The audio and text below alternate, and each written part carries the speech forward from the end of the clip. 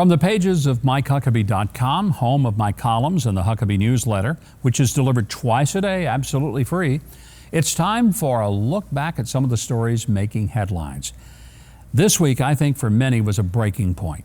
A day in particular that will live in infamy is August the 31st. That was my own breaking point.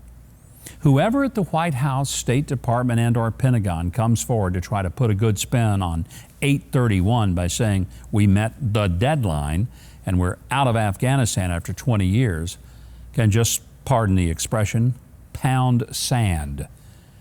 We're not all out. After the false promise that every American who wants to come home will be able to do so, the U.S. military were ordered to pull up stakes and flee the country with some 5,500 Americans and over 100,000 Afghans.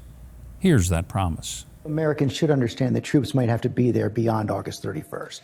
No, Americans should understand that we're going to try to get it done before August 31st. But if we don't, the troops will stay. If we don't, we'll determine at the time who's left.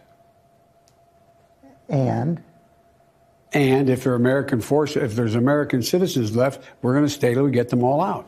An unknown number of Americans are still stranded behind enemy lines. Right, that word Jen Psaki was so offended by the other day? Well, here's what Pentagon spokesman John Kirby says about that now. So what does that look like? How does diplomacy get those people out of the Taliban-controlled Afghanistan? It's not completely unlike the way we do it elsewhere around the world. I mean, we have Americans that get stranded in countries all the time. As if losing your passport in Cancun is in the same universe as being trapped in a third world country overrun by terrorists. Memo to John Kirby and to Jen Psaki over at the White House. Stop trying to clean up for the mentally AWOL commander-in-chief in your increasingly ridiculous press briefings. You still have some partisan loyalists in the media trying to cover for you, but in defending this president, you have become a pathetic joke, and it's no longer funny. The Taliban, however, are finding a lot of humor in this debacle. They've been busy joyriding in our Black Hawk helicopters and trolling us on Twitter.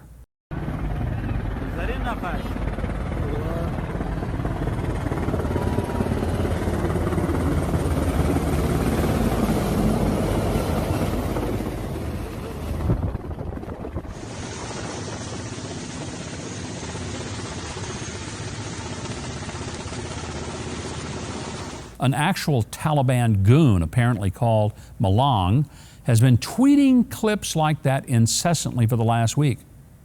I might remind you that a certain former American president is still banned from the platform of Twitter indefinitely. Hey, let that sink in. Twitter allows hateful tweets from a Taliban terrorist, but bans an elected U.S. president and other conservatives. And as for those stranded Americans, the Pentagon says the number is probably in the low hundreds. So let's get this straight. We'll stay till we get everyone out turned into, we'll get most Americans out of that hellhole, but a high percentage should be good enough. The White House has also repeatedly tried to excuse their failure to get many Americans out by implying that those stuck there didn't want to leave. Well, among the people Biden left behind to fend for themselves are 24 Sacramento school children who were prevented by the Taliban from reaching the Kabul airport, and they're now in hiding. There's also a report of a pregnant American woman trying to get past a checkpoint with her husband when she was kicked in the stomach by the Taliban. They're in hiding now as well. White House staffers and administration officials with functioning brains know that this was an unmitigated disaster. One official told Politico, quote, "I am absolutely appalled and literally horrified that we left Americans there. It was a hostage rescue of thousands of Americans in the guise of an NEO, which means non-combatant evacuation operation, and we have failed that no-fail mission," end quote. Congressman Scott Perry put it well this past week when he said, quote, "Joe Biden never fails to fail," end quote. But I'm not sure anyone can top Obama, who several years ago reportedly said, "Never underestimate Joe's ability to mess things up," though he actually used a much stronger word than mess. On to the Twitterverse and to an explosive report from Reuters that details a conversation that President Biden had with now former Afghan President Ashraf Ghani. Here's part of that report and the key takeaway from that phone call in which Biden said, and I quote, "I need not tell you the perception around the world and in parts of Afghanistan, I believe, is that things are not going well in terms of the fight against the Taliban. And there is a need, whether it's true or not, there is a need to project a different picture," end quote.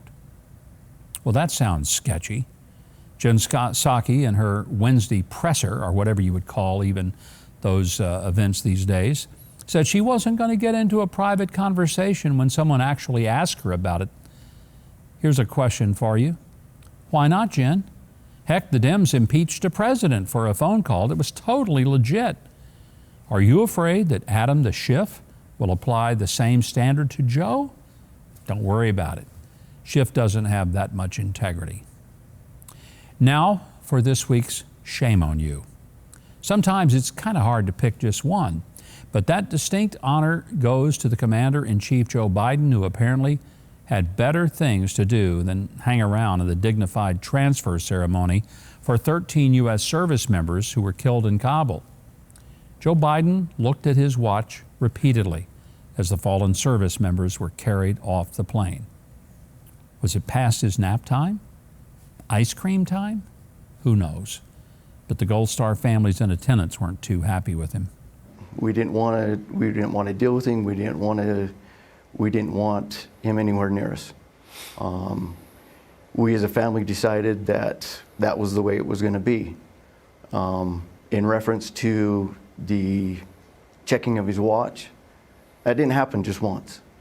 That happened on every single one that came out of that airplane.